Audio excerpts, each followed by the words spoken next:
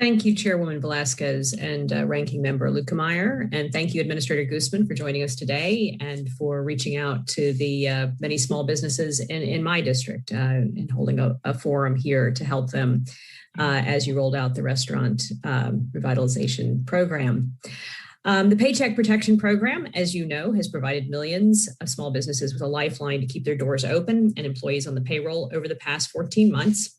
But now that the PPP funds are virtually exhausted, we're hearing from more and more small business owners who will be seeking loan forgiveness in the coming months. Nearly 2 million 2020 PPP loan recipients have yet to apply for forgiveness. And I know that they're anxious to better understand how they can obtain this.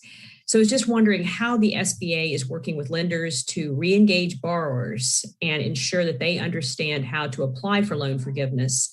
And have you observed a difference in the speed or manner in which the large versus small PPP lenders have processed their borrowers' forgiveness applications? We are working closely with the lenders to just make sure that we have the systems in place to support the forgiveness applications that will be coming in. In addition, we're looking to be creative about how we can find innovative ways to streamline that process as we move forward into forgiveness, especially for, as I mentioned previously, the $150,000 to $2 million range that doesn't have the expedited process. And so we do expect, and what we've seen in the past is that it's all different sizes of forgiveness loans of the 60% that we've processed so far from 2020 loans. And so we haven't seen any specific trends. I think just overall, folks are looking for simplicity, looking for assistance, and we hope to continue to try to provide the outreach necessary to support them.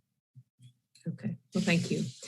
One other question here, EIDL, about the EIDL program. It's provided over $200 billion in relief to small businesses since last March, but less than $10 billion in new loans have been approved since February.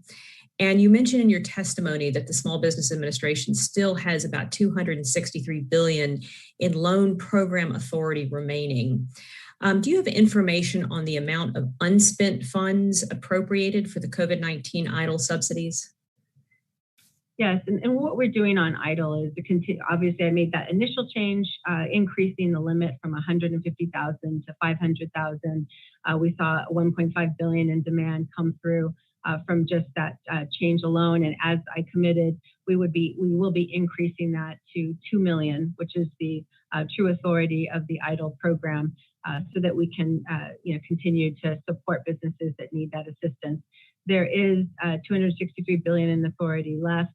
And we will be focused on making sure that those businesses who are interested in it can access the program. Just to follow up, the 263 billion in loan authority represents how much in the funds appropriated that are used to support that 263 billion? How much remains of the funds appropriated in that program? I'll have to follow up with you and get that specific. Okay, we appreciate that. And if the maximum loan amount is increased to 2 million, as you mentioned in your testimony, how much of those funds do you anticipate will be used? We are not sure yet of that demand as we roll out that program by July. We're hoping to finalize the technology to accommodate for those increases. We'll start to get a better sense of those numbers and can share that with the committee at that time. Okay, thank you so much. I yield back the balance of my time.